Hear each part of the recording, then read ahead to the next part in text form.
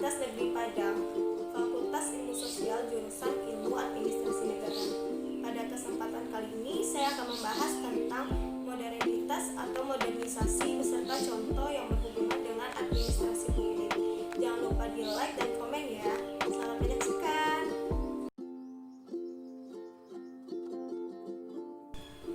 Pertama-tama kita akan membahas apa itu modernisasi. Modernisasi secara umum adalah proses perubahan dari sesuatu yang belum maju ke arah yang lebih maju. Modernisasi dimaksudkan untuk memperbaiki dan mencapai bentuk masyarakat yang lebih maju, berkembang, berkualitas, dan sejahtera.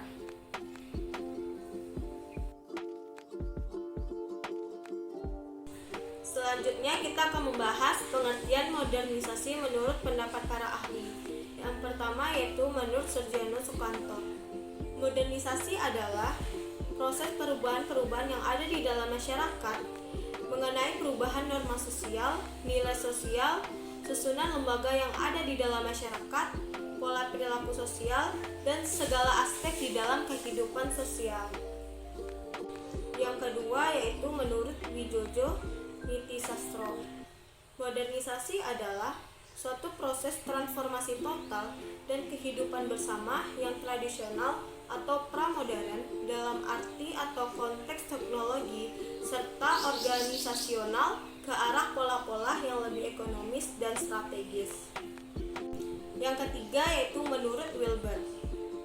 Modernisasi sebagai suatu transformasi total kehidupan bersama yang tradisional ke arah pola yang lebih ekonomis dan strategis yang menjadi ciri negara barat yang stabil. Yang terakhir yaitu menurut KBBI. Modernisasi merupakan proses pergeseran sikap dan mentalitas sebagai warga masyarakat untuk dapat hidup sesuai dengan tuntunan masa kini. Selanjutnya yaitu syarat-syarat modernisasi. Yang pertama yaitu cara berpikir ilmiah pada pihak penguasa maupun pihak masyarakat. Yang kedua, sistem administrasi negara yang baik. Yang ketiga, pengumpulan data yang baik dan teratur. Yang keempat, sentralisasi wewenang dalam pelaksanaan social planning. Yang kelima, adanya iklim yang sehat untuk melaksanakan modernisasi. Yang keenam, keorganisasian yang berdisiplin tinggi dan Ciri-ciri modernisasi. Yang pertama yaitu masyarakat bersifat heterogen. Yang kedua, mobilitas masyarakat yang tinggi. Yang ketiga, masyarakat tidak terikat kepada adat. Yang keempat, tindakan manusia bersifat rasional. Dampak positif dari modernisasi. Yang pertama, adanya pola pikir masyarakat yang berubah dari irasional menjadi rasional. Yang kedua, berkembangnya ilmu pengetahuan dan teknologi. Dengan berkembangnya hal ini dapat memudahkan masyarakat dalam beraktivitas dan mendorong untuk berpikir yang lebih maju. Yang ketiga, perkembangan ilmu pengetahuan semakin membentuk dalam proses modernisasi. Yang keempat, tingkat kehidupan yang lebih. Selanjutnya yaitu dampak negatif dari modernisasi. Yang pertama yaitu kesenjangan sosial, yang kedua timbulnya kesenjangan ekonomi, yang ketiga timbulnya pencemaran lingkungan alam, yang keempat meningkatnya angka kriminalitas.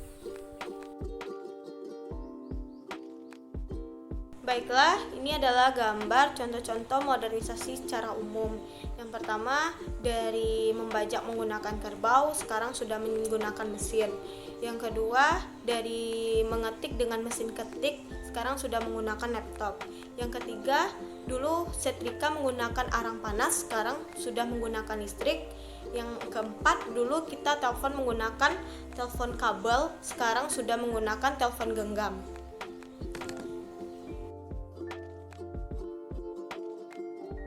Setelah kita akan masuk ke materi pokok kita yaitu contoh bentuk modernisasi yang berhubungan dengan administrasi publik. Saya mengambil contoh yaitu aplikasi DPR Now. DPR telah meluncurkan aplikasi yang menunjang proses aspirasi masyarakat terhadap DPR. Dengan aplikasi ini, aspirasi atau pengaduan bisa dilakukan dimonitor dengan mudah secara online. Aplikasi ini bisa juga sebagai sarana komunikasi yang mampu menghubungkan rakyat dengan wakilnya. Dengan aplikasi DPR Now, masyarakat yang ingin menyampaikan aspirasi tidak perlu jauh-jauh datang ke gedung DPR. Aspirasi bisa disampaikan di monitor melalui smartphone. Selain itu, masyarakat juga bisa mengakses dan mengikuti seluruh kegiatan DPR. Dengan kemudahan ini, kita harapkan kualitas demokrasi bisa meningkat, sehingga menjadi jalan terciptanya kemakmuran dan kesejahteraan. Aplikasi ini wujud kreativitas DPR dalam menghadapi revolusi industri 4.0. Semua terkoneksi secara online dan serba digital. Dengan kemudahan teknologi ini, kita harapkan kualitas demokrasi akan meningkat sehingga demokrasi benar-benar menjadi jalan bagi terciptanya kemakmuran dan kesejahteraan. Sehingga cita DPR Republik Indonesia perlahan semakin membaik di mata publik.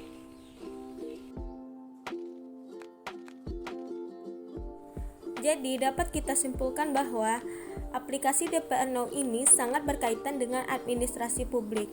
Seperti yang kita ketahui, administrasi publik adalah suatu bahasan ilmu sosial yang mempelajari 3 elemen penting kehidupan bernegara yang meliputi lembaga legislatif, yudikatif, dan eksekutif, serta hal-hal yang berkaitan dengan publik yang meliputi kebijakan eksekutif, serta hal-hal yang berkaitan dengan publik, yang meliputi kebijakan publik, manajemen publik, administrasi pembangunan, tujuan negara, dan etika yang mengatur penyelenggara negara.